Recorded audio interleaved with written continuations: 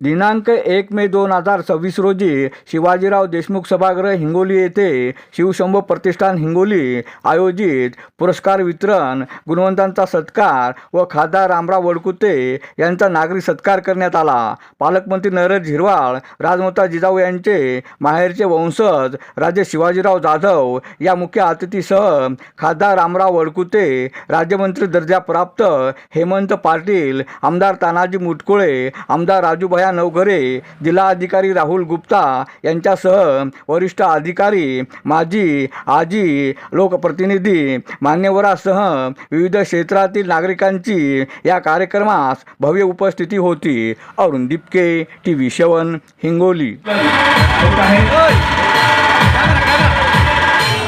आदरणीय माजी खासदार हेमंत पाटील, माजी आमदार विनायक दुबे साहेब, आमदार माननीय मुख्यमंत्री आमदार राजूभाई नवघरे साहेब, पालकमंत्री गुरुदास साहेब, जिल्हाधिकारी गुप्ता साहेब, मुख्य कार्यकारी अधिकारी गायकवाड साहेब,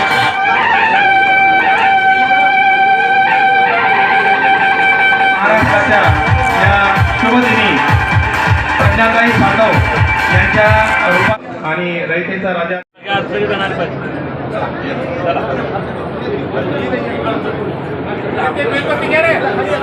थोडासा बदल केलेला आहे प्लेनमुळं। तर त्याचबरोबर हिंगोली जिल्ह्याचे कर्तव्यदक्ष जिल्हाधिकारी सन्माननीय श्रीयुत राहुलजी गुप्ता सर, याचबरोबर आजच्या कार्यक्रमाला उपस्थित हिंगोली जिल्हा परिषदेचे मुख्य कार्यकारी अधिकारी युवक गायकवाड सर। कार्यक्रम आज आपणही भाग्यवान आणि ज्यांचे सत्कार आहेत ते सुद्धा भाग्यवान।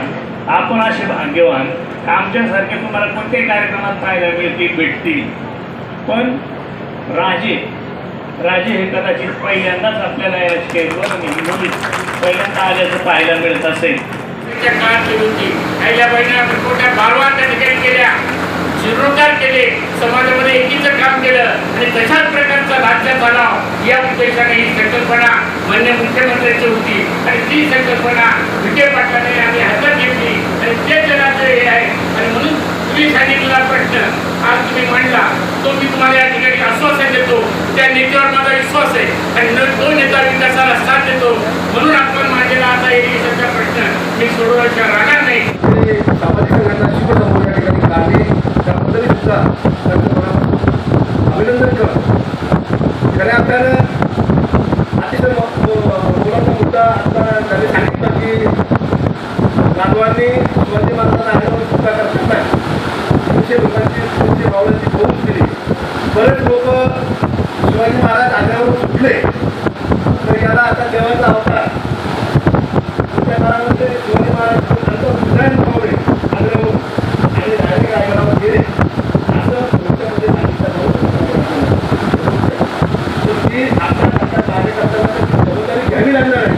शिवाजी महाराज देऊ नये एक आपल्याला म्हणू आणि आग्रह म्हणून चुका किंवा आग्रहात जाण्याचा जो प्लॅन होता त्या प्लॅनला त्यांनी कशा पद्धतीने ॲक्टिवेट केलं आणि त्यांना म्हणजे मुस्लिम राजमार्गाने त्यांना राजांना असं म्हणून की सुरत मार्गे राजमार्गाला जातील